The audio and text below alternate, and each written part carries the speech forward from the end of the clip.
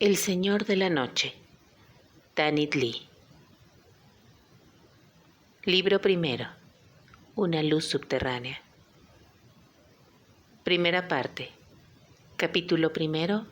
Un mortal en el mundo inferior. Una noche Asrarn, el príncipe de los demonios, uno de los señores de la oscuridad, adoptó para divertirse la forma de una gran águila negra. Voló hacia el este y el oeste batiendo sus vastas alas, hacia el norte y el sur, hacia las cuatro esquinas del mundo, pues en esos días la tierra era plana y flotaba sobre el océano del caos. Contempló las procesiones iluminadas de los hombres que se arrastraban bajo él con lámparas diminutas como centellas, y los rompientes del mar estrellándose en blancas flores sobre las costas rocosas. Cruzó con mirada irónica y despectiva sobre las altas torres de piedra y los pilones de las ciudades, y se posó por un instante en la vela de alguna galera imperial, donde un rey y una reina estaban sentados regalándose con miel de panal y codornices, en tanto que los remeros se afanaban ante los remos. Y una vez plegó sus alas negras como la tinta sobre el tejado de un templo, y rió a carcajadas ante las extrañas nociones que tienen los hombres sobre los dioses. Cuando volvía al centro del mundo una hora antes de que saliera el sol, Asrarn, el príncipe de los demonios, oyó la voz de una mujer sollozando, tan solitaria y llena de amargura como el viento invernal. Lleno de curiosidad, se dejó caer a la tierra, sobre una colina pelada como un hueso, junto a la puerta de una choza pequeña y miserable. Allí prestó oído y finalmente adoptó su forma humana, pues siendo quien era podía asumir cualquier forma que desease, y entró en la choza. Una mujer yacía ante las llamas exhaustas de su hogar agonizante, y enseguida pudo ver que ella, como era costumbre entre los mortales, se moría también. Pero en sus brazos sostenía un niño recién nacido cubierto con un chal. ¿Por qué lloras?, la interrogó Asrarn, fascinado, mientras se apoyaba en la puerta, maravillosamente apuesto, con una cabellera que resplandecía como fuego negro a su lado y ataviado con toda la magnificencia de la noche. Lloro porque mi vida ha sido tan cruel y porque debo morir, dijo la mujer. Si tu vida ha sido cruel, deberías alegrarte por abandonarla. Seca por lo tanto tus lágrimas que, en todo caso, de nada te servirán. Cierto. Secáronse los ojos de la mujer y en ellos destelló una ira casi tan vívida como los ojos, negros cual carbón del extraño. Vil criatura, que los dioses te maldigan, tú que vienes a burlarte de mis últimos momentos. Todos mis días han transcurrido entre la lucha, el tormento y el dolor, mas perecería sin una sola palabra si no fuera por este niño que he traído al mundo solo hace unas horas. ¿Qué va a ser de mi niño cuando haya muerto yo? Morirá también sin duda, dijo el príncipe, de lo cual deberías regocijarte viendo que se le ahorrará toda la agonía de la que me hablas. Ante esto, la madre cerró los ojos y la boca y expiró de inmediato, como si no pudiera soportar un instante más su presencia. Pero, cuando caía hacia atrás, sus manos soltaron el chal y éste se abrió sobre el niño como los pétalos de una flor. Una punzada de profundidad indescriptible recorrió al príncipe de los demonios en ese momento, pues el niño era de una belleza extraordinaria y perfecta. Su piel era blanca como el alabastro, su hermoso cabello del color del ámbar. Sus miembros y sus rasgos estaban formados con el cuidado y la maravilla de algún escultor. Y mientras Asrarn permanecía mirándole, el niño abrió los ojos, y estos eran del más oscuro azul, como el índigo. El príncipe de los demonios no vaciló más. Dio un paso hacia adelante y tomó al niño, envolviéndole los pliegues de su negra capa. «Consuélate, oh hija de la miseria y el llanto», dijo. «Después de todo, algo bueno has hecho por tu hijo». Y se lanzó hacia el cielo bajo la forma de una nube tormentosa, acunando aún al niño como si fuera una estrella. Asrarn llevó al niño a ese lugar en el centro de la tierra, donde montañas de fuego se alzan como enormes lanzas melladas, contra un cielo de trueno y obscuridad perpetua. Todo estaba cubierto por el humo escarlata del incendio de las montañas, pues casi cada barranco contenía un cráter de llamas. Este era la entrada al país de los demonios, un lugar de espantosa belleza donde rara vez había llegado los hombres, si es que alguna vez lo hicieron. Y con todo, mientras Asrar pasaba veloz bajo la forma de una nube, oyó que el niño, sin asustarse, reía en sus brazos. La nube fue absorbida finalmente por una boca de una de las montañas más altas, donde no ardía llama alguna y solo había la más profunda oscuridad. Volaron bajando por el pozo, a través de la montaña y bajo la tierra, y con la nube volaba el príncipe de los demonios, amo de los Basdru, los Eshba y los Drin.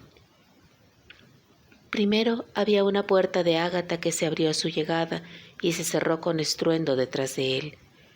Y tras la puerta de ágata una puerta de acero azul, y por fin una puerta terrible de fuego negro.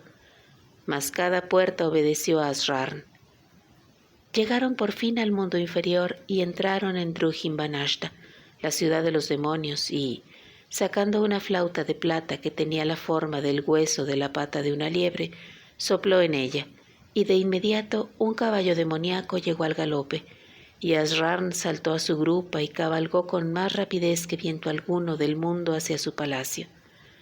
Allí entregó el niño a los cuidados de sus doncellas Eshba, y las advirtió que si daño alguno le ocurría al niño, sus días en el mundo inferior dejarían de ser placenteros.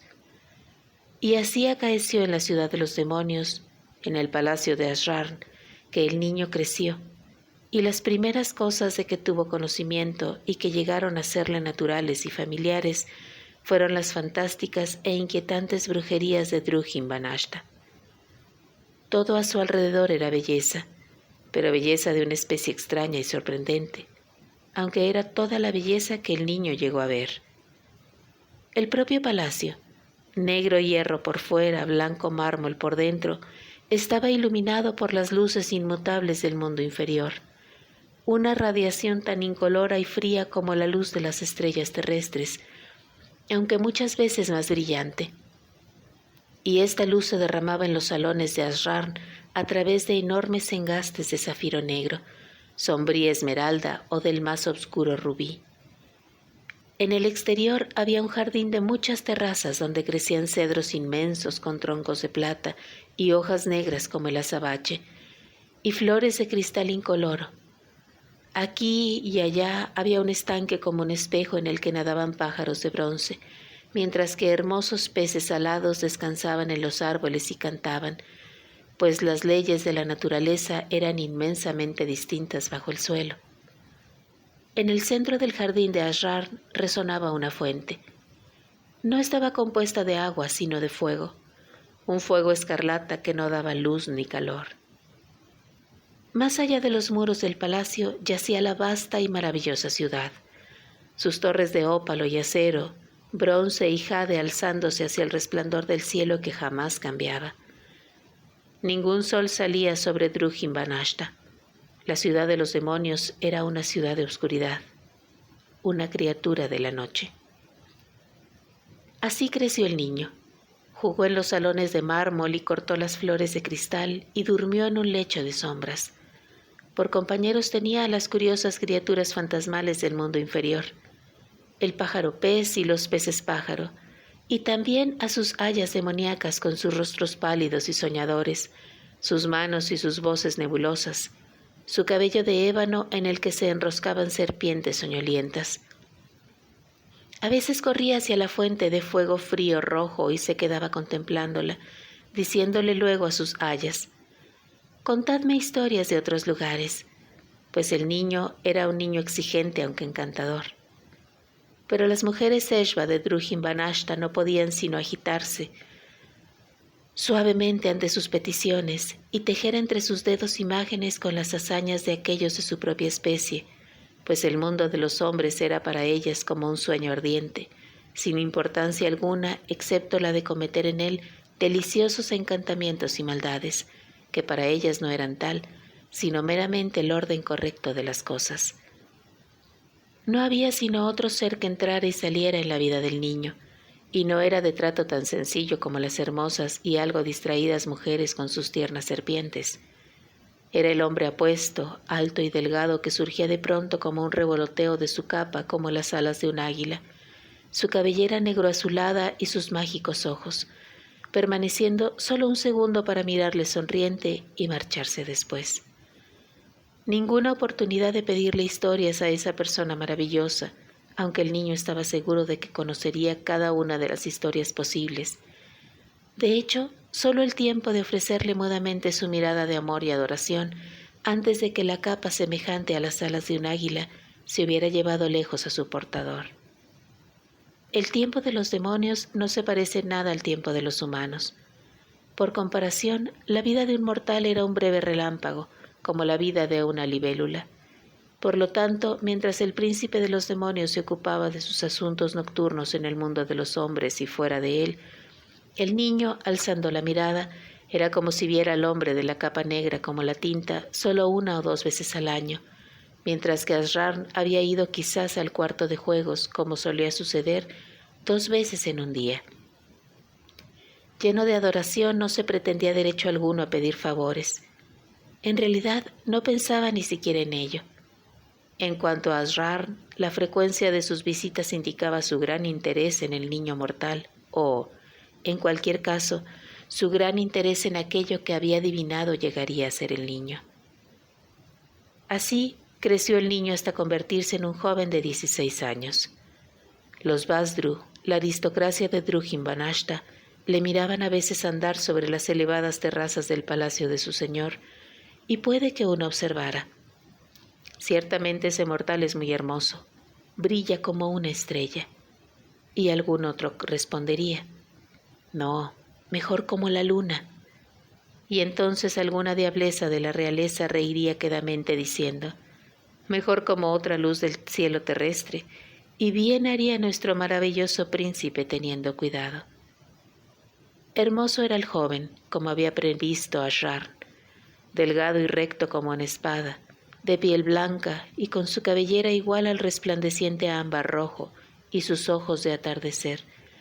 Era seguro que había pocos seres tan excepcionales en el mundo inferior y aún mente en el mundo de arriba. Un día, mientras paseaba por el jardín bajo los cedros, oyó a las doncellas Eshba suspirar e inclinarse desde la cintura como un bosquecillo de álamos bajo la brisa, lo que era su forma de homenaje a su príncipe. Y volviéndose lleno de ansiedad, el joven contempló a Asrar en medio del sendero. Le parecía al mortal que su visitante especial había estado ausente mucho más que antes. Quizás alguna aventura más complicada de lo acostumbrado le había mantenido en la tierra, el trastorno de algún espíritu amable o la caída de algún noble reino, de modo que posiblemente 4 o 5 años de la vida del joven habían pasado sin verle.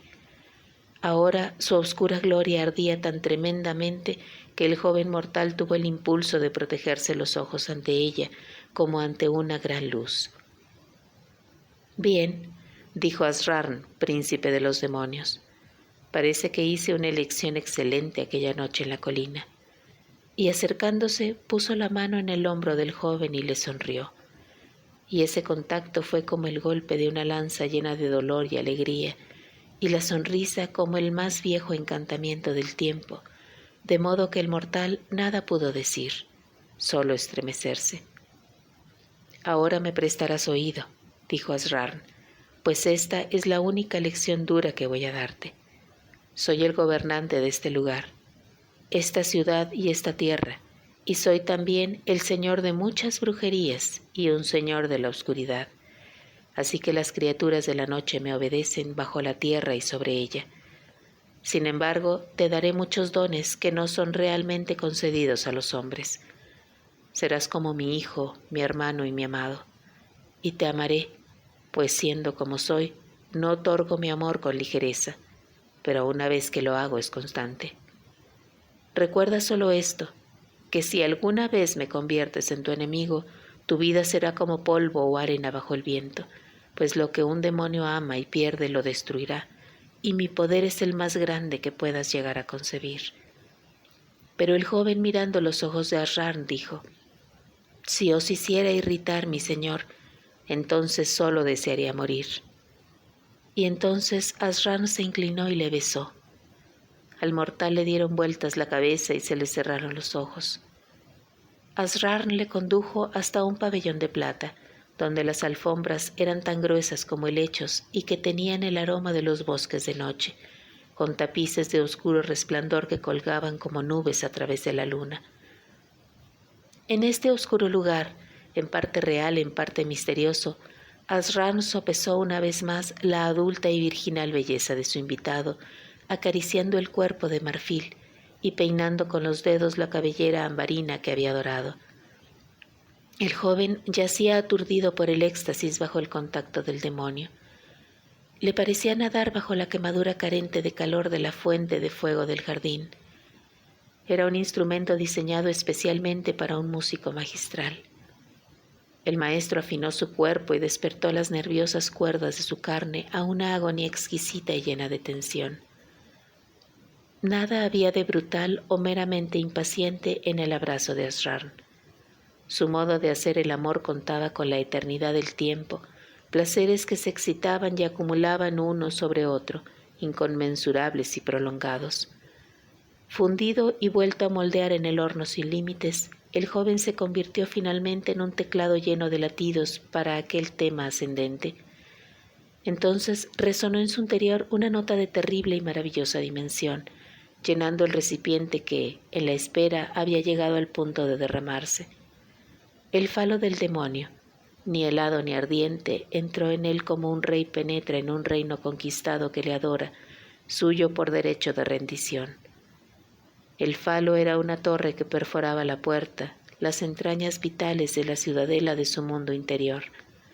Los oscuros colores del pabellón se confundieron con la oscuridad de esos ojos inminentes, nunca cerrados, que le contemplaban con una ternura terrible, cruel e implacable. El cuerpo del mortal saltó y ardió y se hizo pedazos en 1.000.000 de estremecimientos de placer increíble. Los últimos acordes de la música, la cúpula de la torre que destrozaba el techo del cielo del cerebro, volvió a hundirse en el delirio con el sabor de la noche, la boca de Asrar en la suya. Capítulo 2. La luz del sol.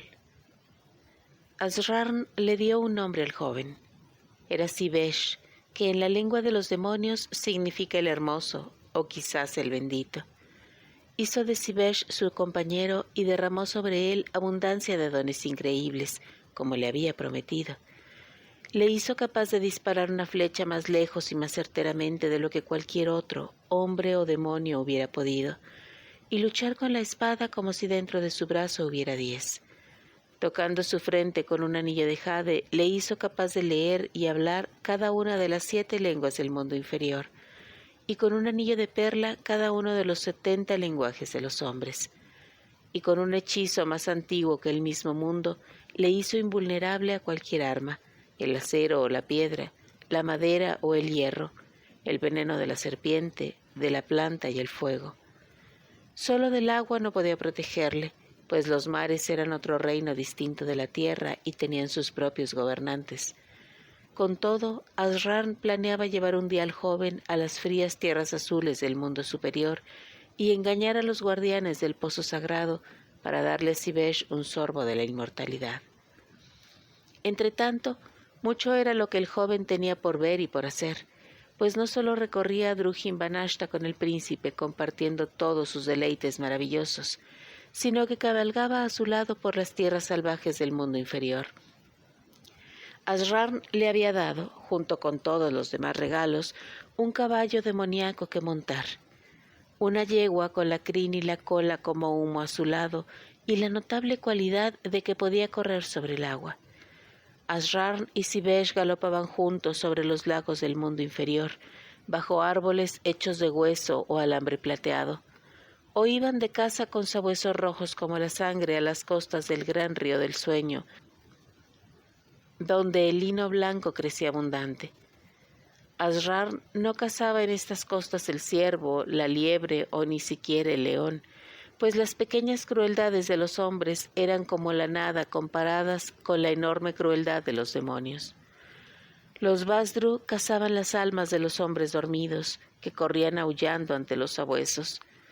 Aunque eran solo las almas de los orates o de aquellos próximos a la muerte las que los perros eran capaces de atrapar y desgarrar, y hasta esas terminaban por escapar. Todo era meramente un juego para los demonios.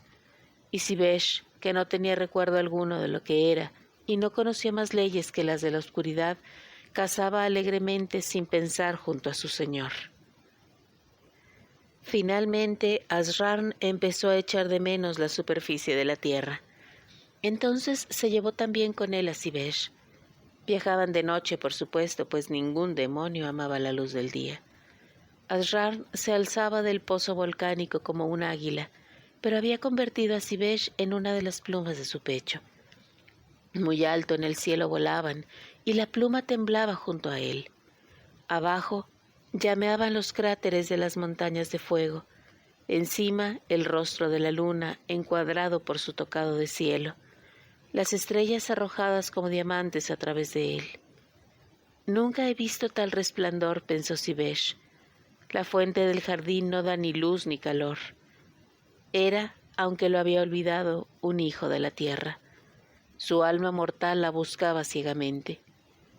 Así, viendo que Sivesh gozaba del mundo, Asrarn llegó a pasar mucho tiempo en él.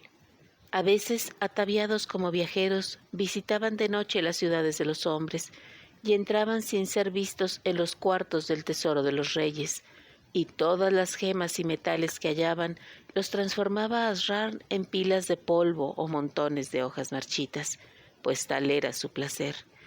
Y a menudo extraviaban en el desierto una caravana o hacían embarrancar un navío en una costa inhóspita. Pero todo eso era para Asrarn juego de niños. Su maldad era de una especie mucho más grande y sutil. Con todo, le complacía ver cómo Sivesh le obedecía en todo alegremente y sin pensarlo, y cuán diestro era.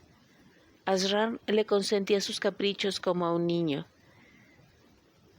Una noche, mientras volvían de las colinas de algún reino terrenal donde habían dejado el incendio y el crimen detrás de ellos, cabalgando los caballos demoníacos del mundo inferior con sus crines humeantes, se encontraron con una anciana arrugada al lado del camino. Apenas divisó los jinetes y sus extrañas monturas, les llamó: «Bendito sea el nombre del Señor Obscuro, y ojalá no me cause mal alguno». «El tiempo ya te ha hecho bastante daño con sus garras», replicó Asrarn sonriendo. «Ciertamente lo ha hecho», gritó la bruja, sus ojos ardiendo codiciosos. «¿Puede el Señor Obscuro concederme nuevamente la juventud?» «No concedo favores a menudo, vieja», rió con frialdad Asrarn ante esto. «Pero aunque no te daré la juventud, cuidaré de que no envejezcas más». Y un relámpago se deslizó de su mano y abatió a la bruja, pues nunca es sabio pedirle dones a un demonio. Pero la bruja no murió de inmediato, y mientras yacía tendida, alzó la vista hacia Sivesh. «Despréciame cuanto puedas», dijo, notando el rostro apuesto y adivinando que era mortal. «También tú, nacido de la tierra, eres un estúpido por confiar en un demonio y cabalgar una yegua de humo y noche. Lo que los demonios aman acaban por matar, y los dones de los demonios son solo burlas. Marcha hacia la nada sobre un caballo que se desvanece, pues tus sueños te traicionarán». Luego se tendió y no dijo nada más.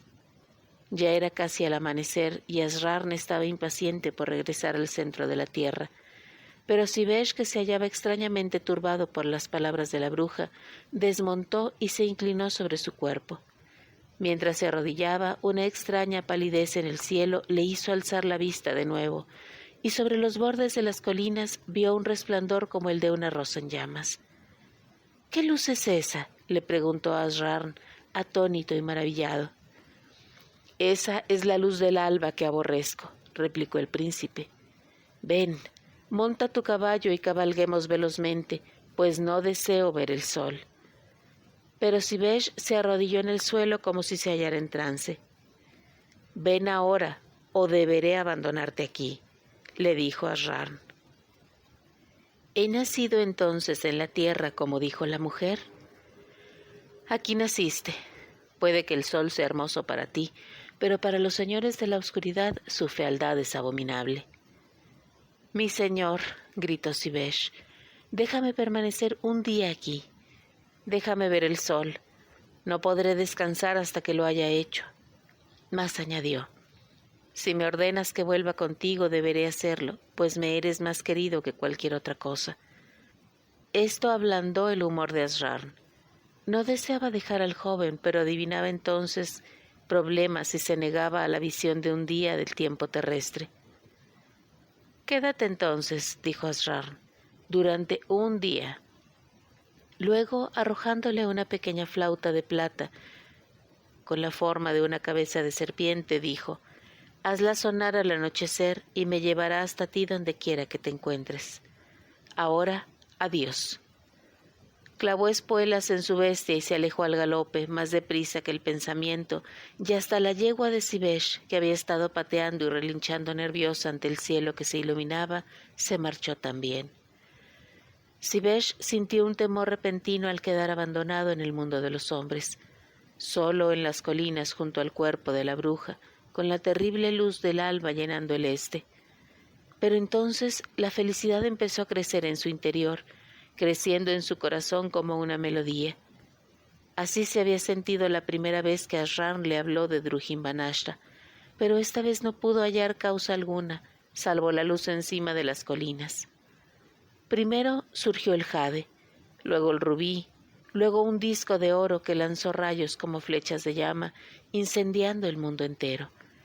Después la tierra se llenó de un color que el mortal, que había vivido en el mundo inferior, nunca había visto. Tales tonalidades de verde, azafrán y rojo. Todo su cuerpo pareció incendiarse con ellas, al igual que el mundo parecía incendiado por el sol. Jamás en los salones de medianoche de Asrarn o en las sombrías calles brillantes de la ciudad de los demonios había visto un resplandor comparable. Se puso de pie y lloró como un niño perdido que de pronto encuentra su hogar. Todo el día vagabundeó Sivesh por los valles y las laderas, y lo que allí hizo nadie lo sabe. Quizá encantó a los zorros salvajes para que le siguieran, o a los pájaros del aire para que se posaran en sus manos. Quizá se detuvo en la choza de algún pastor y encontró allí una hermosa muchacha que le trajo un poco de leche en un cuenco de barro, y quizá bebió más profundamente de ese otro cuenco que los dioses han confiado a las mujeres. Hiciera lo que hiciese, cuando el sol se hundió en el mar como una marea feroz, yacía exhausto en las colinas y se quedó dormido, y no se acordó de hacer sonar la flauta que Asrarn le había dado.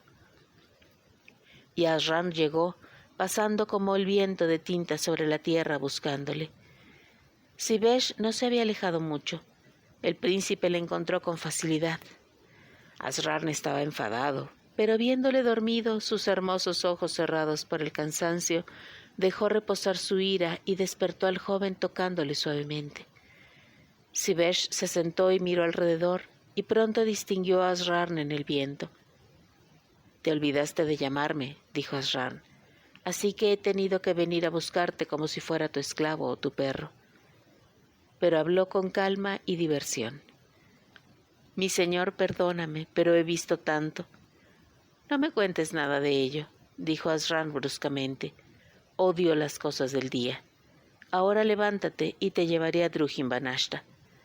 Así volvieron, el joven con todo lo que tenía por contar encerrado en su boca y la tristeza en el rostro, pues deseaba compartir con Asrarn, ya que le amaba, toda la alegría que había sentido en el mundo. Y qué fría le pareció la ciudad, qué deprimente, todas sus joyas y su encanto borrados por el brillo del sol. La eterna luz fría del mundo inferior era ahora como un soplo helado sobre su alma.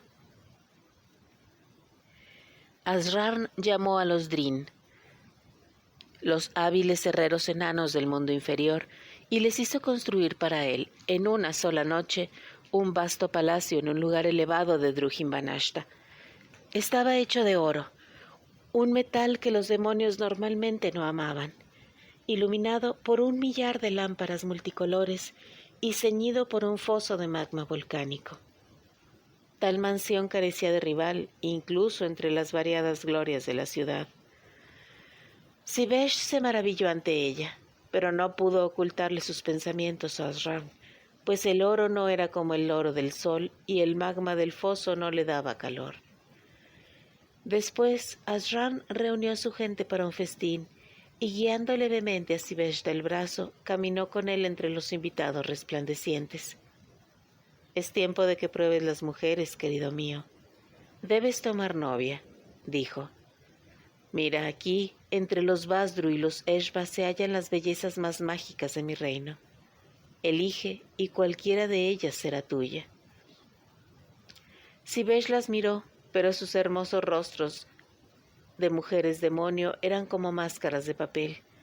Su negra cabellera carecía de brillo, sus ojos eran como charcos estancados y el movimiento de sus miembros era como el de las serpientes. Se puso aún más pálido de angustia y no pudo responder. Asran se limitó a acariciarle el cabello y sonrió. Por la noche fue solo a la colina donde había encontrado dormido a Sivesh y allí, tomando la forma de un lobo negro, cavó en la tierra con sus garras. Un poco después halló una pequeña semilla que estaba ya brotando. La tomó rápidamente y en su forma más veloz, que era la del relámpago, se apresuró a volver al mundo inferior. Allí, en el jardín oscuro junto a la fuente del fuego, plantó la semilla en el suelo y pronunció sobre ella ciertas palabras, rociándola con ciertos polvos. Poco después, hizo traer a Sivesh. Sivesh permaneció junto al príncipe de los demonios y primeramente no vio nada, solo la capa de tierra recién removida. Después, del centro de ella fue propagándose una grieta como un gusano que se retorcía, y después de la primera, 6 más. Muy pronto apareció una abertura, y en ella la punta de alguna cosa que crecía como el hocico de un topo.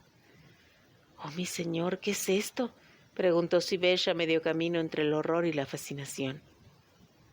«He hecho crecer para ti una extraña flor», replicó Asran, y pasando el brazo por los hombros del joven, le indicó que esperase y mirase.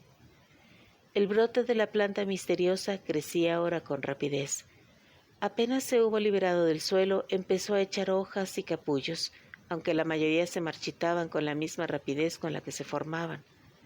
Un capullo, sin embargo, se hinchó sobre su tallo como una burbuja, hinchándose hasta llegar a un tamaño fuera de lo normal, y luego se abrió.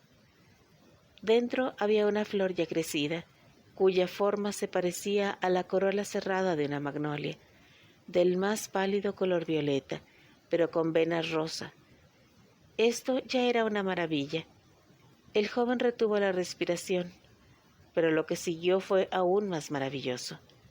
Los pétalos apretadamente cerrados de la flor fueron abriéndose uno a uno, cada uno revelando detrás suyo otro de un color azul más profundo y arrebatador, hasta que por fin toda la flor se abrió como un abanico, y en el corazón de la flor yacía una doncella dormida, desnuda entre las llamas de su propia cabellera. «Ya que las mujeres de mi país no eran lo bastante hermosas para complacerte», señaló Asran, «he hecho crecer para ti una mujer de una flor de la tierra.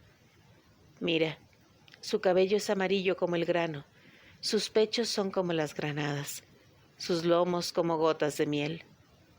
Llevó a Sivesh hasta la flor, se inclinó sobre ella y alzó a la doncella, y a medida que sus blancos pies abandonaban el corazón de la flor, se oyó un pequeño chasquido como la rotura del tallo de una planta. La doncella abrió los ojos de inmediato. Eran tan azules como el cielo del mundo. Asran, el príncipe de los demonios, puso la mano de ella en la de Sivesh, con una secreta sonrisa y, como para hacerle eco, también la doncella sonrió, contemplando el rostro atónito de Sivesh. Y tan dulce era esa sonrisa y esa hermosura que Sivesh olvidó el sol. Su nombre era Ferasín, nacida de la flor. Sivesh vivió en armonía con ella en su palacio de Drujin-Banashta durante un año mortal. Asran le había enseñado muchas de las maneras del amor. Los demonios no se aferran a un solo camino, un cuarto solitario en el vasto almacén de los tesoros. La deliciosa puerta de una recámara llevaba a otra. Feracín, con el panal de sus lomos, su dulzura de manzana, su cabello como el campo de grano capaz de servir de lecho para su amante y para ella sobre una resistente alfombra de oro fragante, se hallaba tan madura para el placer de Sibech como la tierra. Ciertamente durante ese tiempo él la amaba, y puede que ella a él. Ella no pertenecía a la especie de los demonios, aunque estuviera hecha por ellos. Tampoco era humana. Era una criatura crecida de una semilla de la tierra en un suelo sobrenatural. Llevaba el sello de los dos. Así fue durante un año. Sibech vivía de modo muy parecido al de antes, cazando por las tierras salvajes del mundo inferior, asistiendo a festines en la ciudad subterránea, yendo a veces de noche con Asran a la superficie de la tierra y volviendo finalmente a su esposa Flor, cruzando el foso de magma. Y sí, la adoraba. Seguía adorando también al príncipe de los demonios por encima de todo, aún más a causa del último regalo que le había hecho.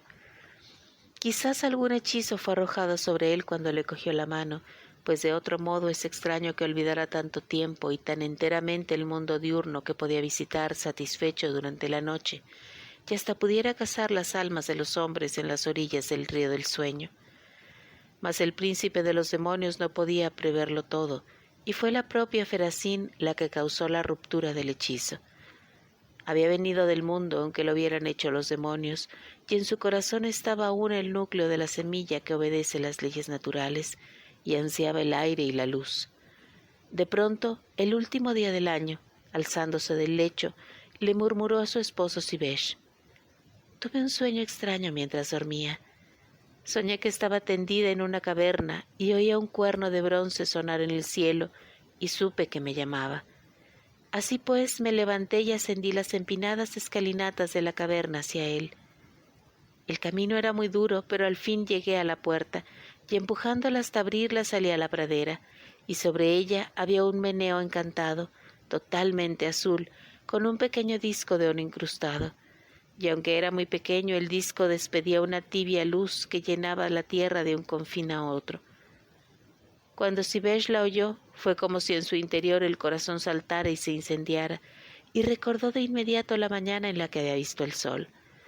Era como si una sombra hubiera caído sobre todo lo que le rodeaba, menos su pecho y su mente, que urdían.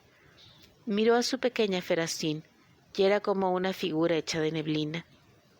El palacio que les rodeaba era del apagado color amarillo del plomo. Corrió a la ciudad. Su esplendor se había enfriado. Era una tumba. Entonces, mientras andaba como entre sueños por las calles de la tumba, se encontró con Asran. «Veo que has recordado el mundo de arcilla», dijo el príncipe de los demonios con voz de hierro. «¿Y ahora qué?» «Oh, mi señor, ¿qué puedo hacer?», gritó Sibech sollozando. «La carne de mi madre me llama desde su tumba en la tierra superior. Debo volver a la tierra de los hombres, pues no puedo permanecer por más tiempo en el mundo inferior». «Entonces niegas que me debas amor alguno», dijo Asran con voz de acero. «Mi señor, te amo más que a mi alma. Si te dejo será para mí como si dejara la mitad de mi ser en tu reino. Pero aquí sufro lamentos, no puedo quedarme. La ciudad es una sombra y yo solo soy como un gusano ciego que se arrastra en ella. Ten piedad de mí así pues y déjame partir». «Esta es la tercera vez que has despertado mi ira», dijo Asran con la voz del invierno. «Piensa bien si deseas dejarme, pues no volveré a contener mi ira». «No tengo elección», dijo Sibech.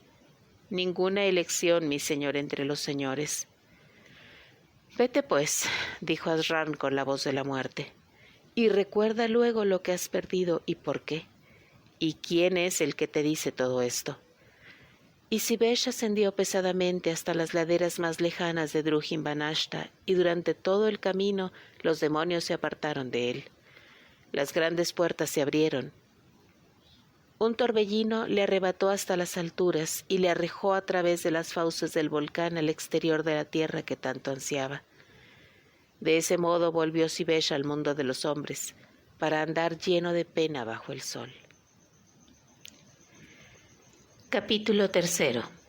La yegua de la noche. Tal era la tragedia de Sivesh. En tanto que no podía soportar la vida en la ciudad inferior, no conocía ninguna otra, y en tanto que ansiaba el sol del mundo, habiéndolo dejado, igualmente ansiaba el sol oscuro de Drujin-Banashta. Asrarn había sido un príncipe en un palacio con caballos, sabuesos y una bella esposa. Ahora trabajaba para los pastores de las colinas y los valles, apacentando bajo el calor del día a las toscas cabras, durmiendo en una tienda de piel o alguna cabaña de piedra por la noche. Su paga era una rebanada de pan duro, un puñado de higos. Bebía de los arroyos con las cabras. Todo esto no era nada para él. El sol era su motivo. Contemplaba su salida, le veía pasar como un pájaro llameante, lo miraba caer más allá del mundo mientras se reunían los cuervos de la oscuridad. El sol era su alegría y su felicidad.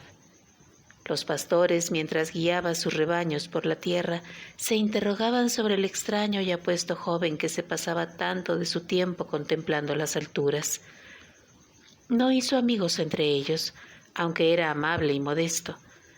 Pensaban que podría ser algún hijo de un hombre rico que había pasado malos tiempos. No decía palabras sobre su pasado, aunque a veces en sueño le oían pronunciar un nombre que algunos de ellos conocían y que llenaba de miedo sus almas. Pues en sueños el alma de Sivesh, vagando junto al río del sueño, contemplaba las tierras salvajes de sus sueños, buscando al Señor Oscuro y sus perros de caza. Apartó de su mente todo lo que Asrarn le había dicho. Sivesh no creía que el príncipe pudiera llegar jamás a causarle daño alguno. Le amaba de un modo total, con todo su corazón de mortal, soportando el dolor de su pérdida como una pesada carga que ni por un momento deseaba soltar. Asrarn, que también le había amado así, soportaría su pérdida de un modo similar, y si Sivesh jamás podría causar daño a lo que amaba, por lo tanto Asrarn tampoco. Pese a todos sus años en el mundo inferior, la naturaleza generosa y melancólica de Sivesh poco había aprendido de los demonios. Un día los pastores llegaron a la ciudad, donde planeaban vender sus cabras en la plaza del mercado. Era una ciudad de sierra y, para Sivesh, de extremada y horrenda fealdad. En Drujin-Banashta no existía la pobreza o las enfermedades, las casas miserables o los mendigos, solo extraños jardines y esbeltos minaretes de metal, en tanto que la raza de los demonios era agradable a la vista. Cierto tiempo después, Sivesh enfermó. Dejó a los pastores entregados a sus regateos y cruzó andando las puertas alejándose hacia la costa.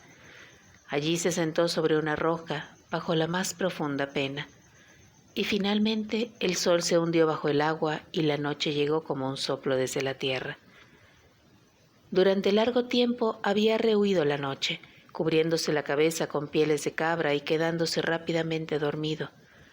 Le dolía recordar cómo él y Asrarn habían cabalgado sobre la tierra durante la noche, gastando sus bromas diabólicas a la humanidad. Además, había llegado a entender en parte el mal que le había causado al mundo bajo la fría luna. La confusión y un sentimiento de horrible pérdida le asediaban, mas ahora permaneció en la costa, pues le parecía que esta noche, hiciera lo que hiciese, se le partiría el corazón. Así pues, permaneció allí sentado, y las estrellas hacían muecas como dagas desnudas. Quizás el sueño, el pescador, vino a él una o dos veces, y luego volvió a marcharse arrastrando su leve red engañado. A medianoche el viento susurró en su oído. Hablaba con una música extraña. Sivesh escuchó despabilándose. Oyó una curiosa melodía entrecortada, triste y llena de ensueños, muy adecuada a su humor. Miró hacia el mar y vio un portento. La luna había caído del cielo y flotaba en el mar. Pero luego cerró los ojos y miró de nuevo, y a través del pálido resplandor que la rodeaba vio un navío increíble. Tenía la forma de una gran flor de plata repujada, pero en su centro se alzaba una esbelta torre plateada apuntando hacia la noche. su techo conformado para asemejar una diadema. Y en la torre, justo debajo de la diadema, ardía una solitaria ventana color rubí. El navío no tenía remos ni vela. Ante él había un movimiento, como el destello de las estrellas sobre una vieja piel húmeda, una espuma cremosa. Bestias enormes tiraban del navío a través de las olas como un tiro de caballos arrastraría una carroza.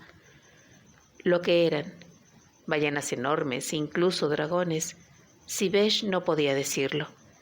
Se quedó mirando y mientras lo hacía, el navío viró y se aproximó a la tierra.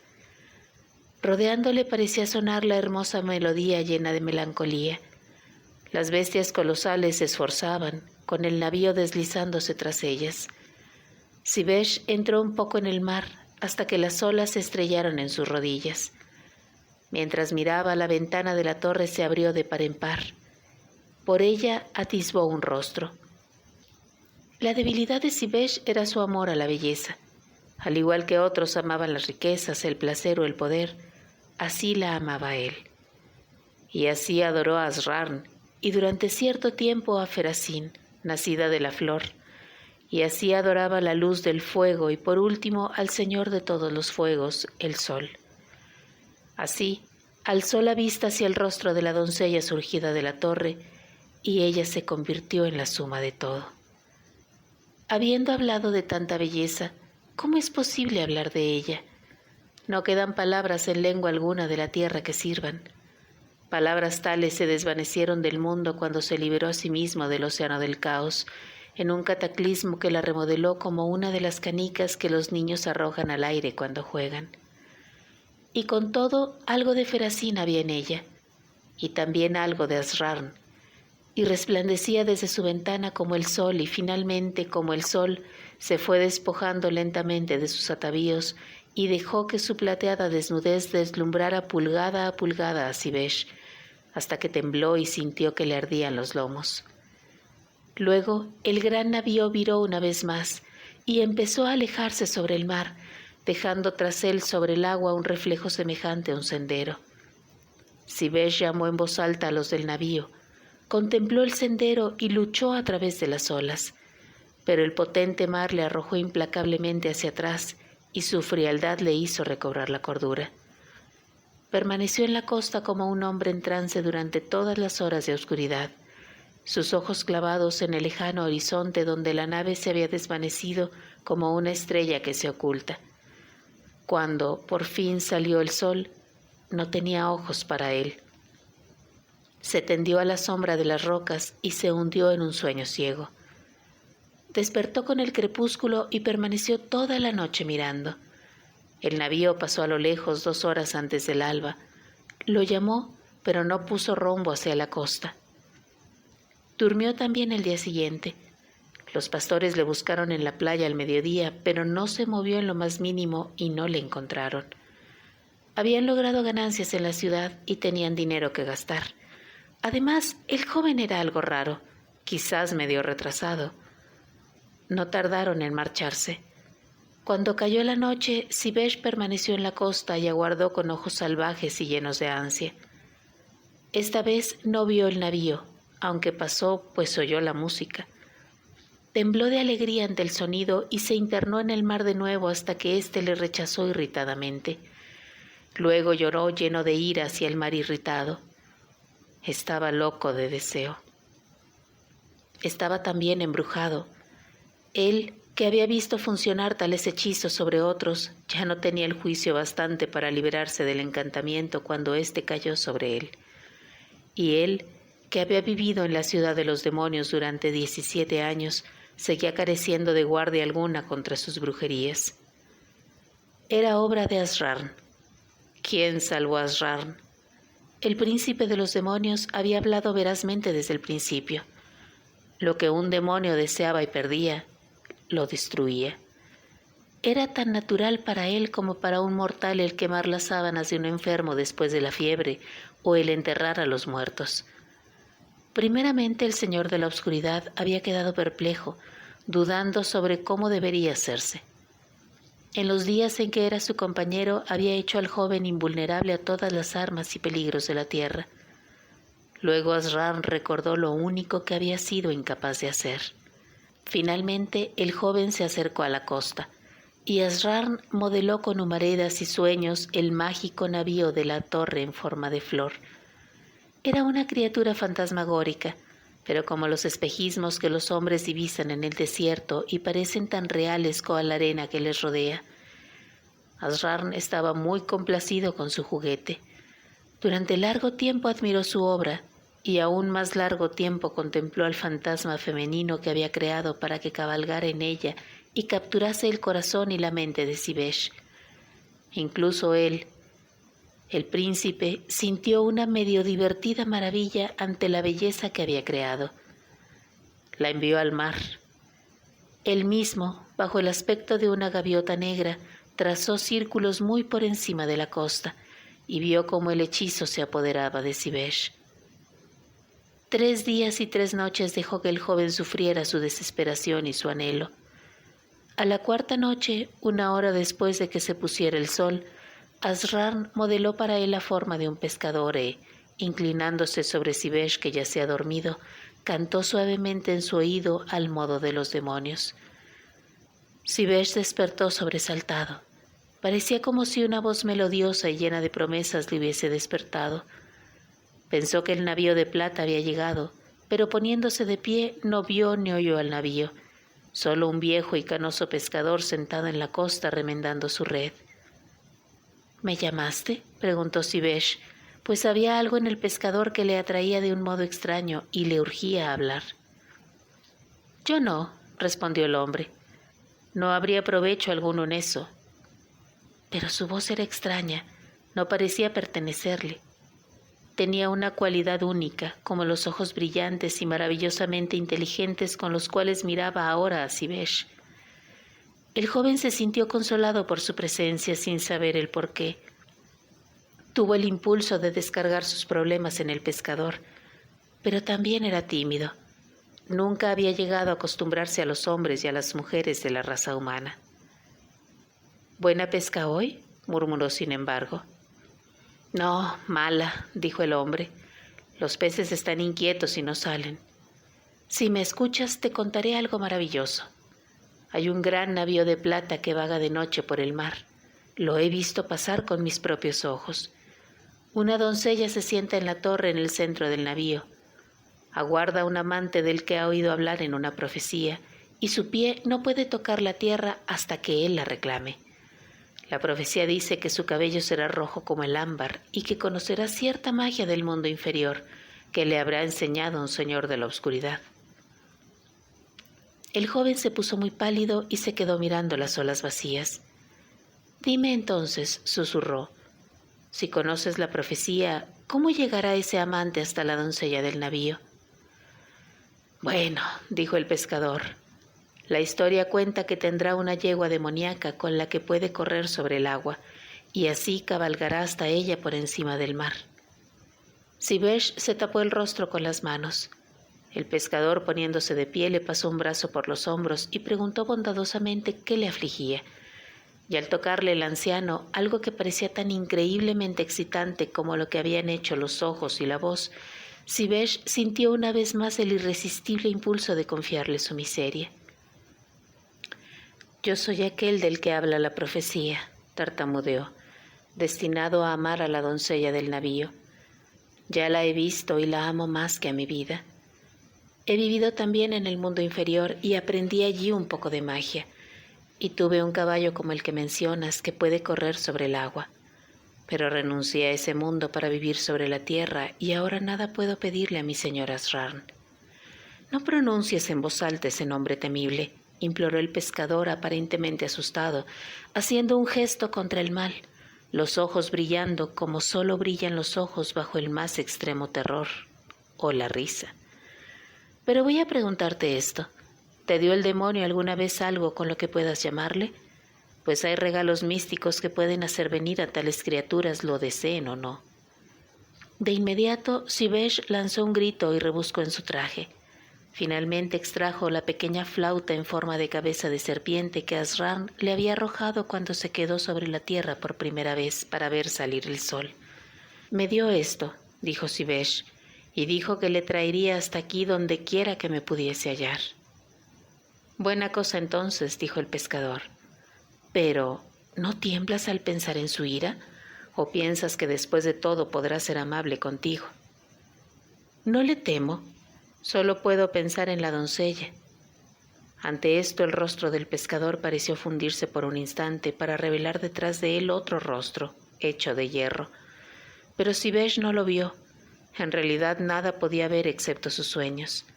Se llevó la flauta a los labios. «Aguarda», gritó el pescador con horror evidente. «Deja que me vaya antes de que la haga sonar. No deseo estar aquí cuando venga». Y Sivesh aguardó, y el pescador se alejó corriendo por la costa. Quizá después de todo esto había sido una especie de prueba que Asrarn había dispuesto para Sivesh. Si Sivesh hubiera sido capaz de resistir el encantamiento del navío mágico y hubiera podido recordar por un momento su amor hacia Asrarn y asimismo el poder que Asrarn poseía y que tan temible le hacía a los ojos de los hombres, dado que los demonios eran muy vanidosos en cuanto a su belleza y su poder, ¿habría sido posible que el príncipe hubiera desviado de él su venganza? Pero la brujería que el propio Asrarn había creado se reveló demasiado tarde. Sivesh no recordaba sino su deseo de la doncella y en esos momentos el príncipe de los demonios no era nada para él. Después de eso no podía esperar clemencia alguna. Una vez que el viejo se halló fuera de su vista, ¿y acaso no corría muy deprisa para ser tan viejo? Sivesh se llevó de nuevo la flauta a los labios y sopló. No hubo sonido alguno, al menos ningún sonido que pudiera oírse en la tierra. Luego, repentinamente, el aire se llenó de un ruido como de alas que batían, y sobre la costa se alzó torbellineando un pilar de humo. No había forma alguna en el humo. Asrarn no volvería a dignarse a aparecer ante Sivesh en la hermosa forma mortal que los demonios adoptan generalmente y que les hace ser adorados y magnificados por los humanos. Del humo surgió una voz que preguntó con frialdad: «¿Por qué me has llamado hasta aquí? ¿Has olvidado que nos hemos separado?» «Mi señor, perdóname. Solo te pido una cosa y luego no te pediré nada más». «Tenlo por seguro. No te atreverás a hacer sonar esa flauta por segunda vez». «¿Qué es lo que pides entonces?» «Préstame, solo por una noche, el caballo del mundo inferior que me diste en tiempos, la yegua con la crin como vapor azul que puede correr sobre el agua». «No digas nunca que no soy generoso», dijo la voz de Asrarn surgiendo del humo. «Por esta sola noche montarás en ella. Mira, ahí viene». Y de pronto se abrieron las dunas de la playa, y de ellas surgió como el relámpago la yegua demoníaca, sacudiéndose del lomo la tierra y arena. Sivesh la llamó con alegría y, reconociendo su voz, ella trotó hacia él y le dejó montar. Cuando volvió la vista hacia el pilar de humo se había dispersado en la noche y la costa se hallaba vacía. Sivesh sintió entonces una punzada de pena y culpabilidad. Ni siquiera le había dado las gracias a Asrarn.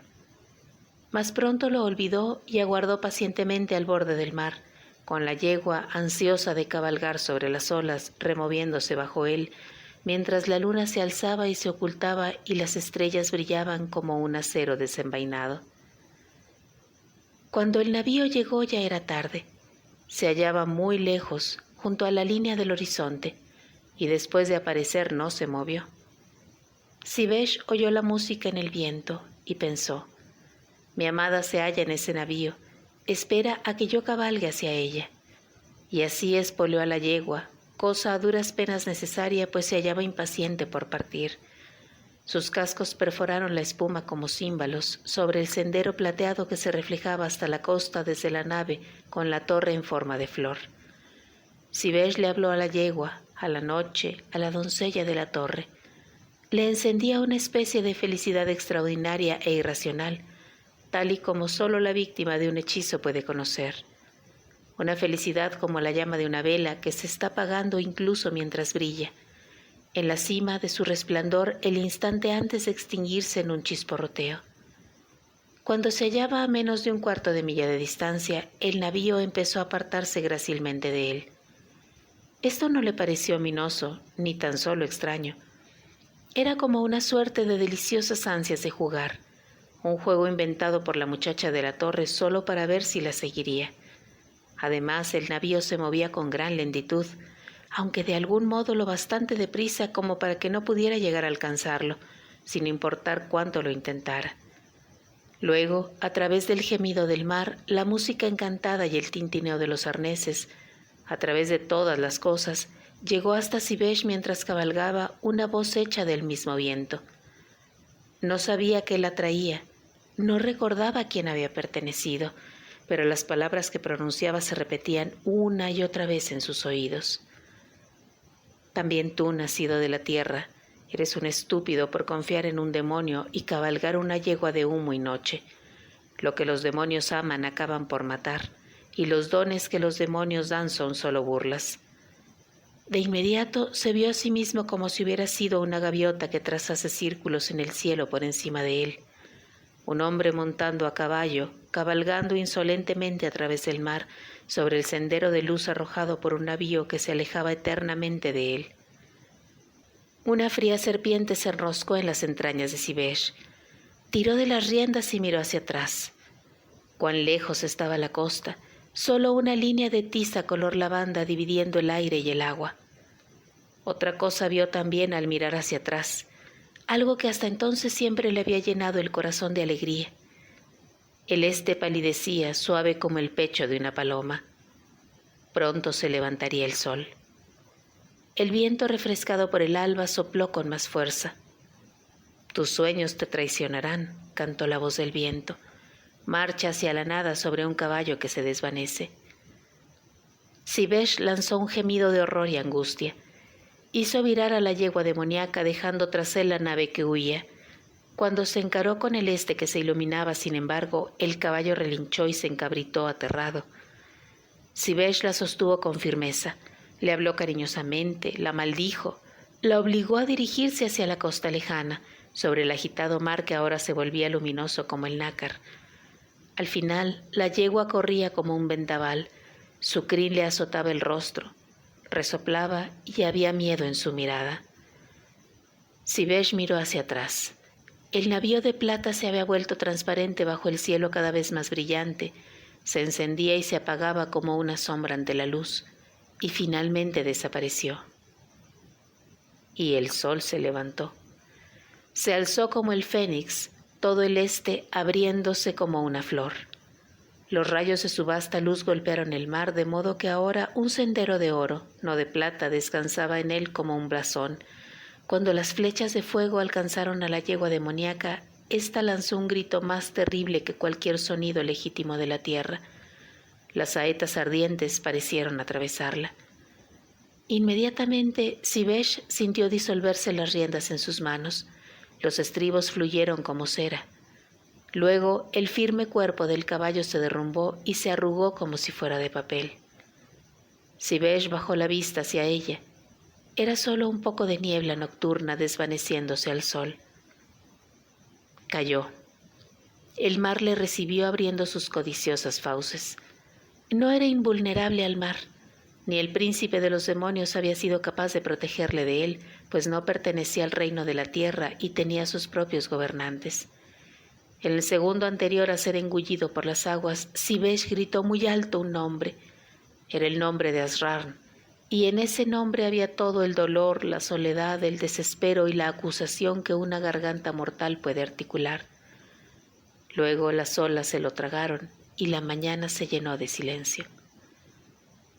Si Asrarn oyó ese último grito, nadie lo sabe.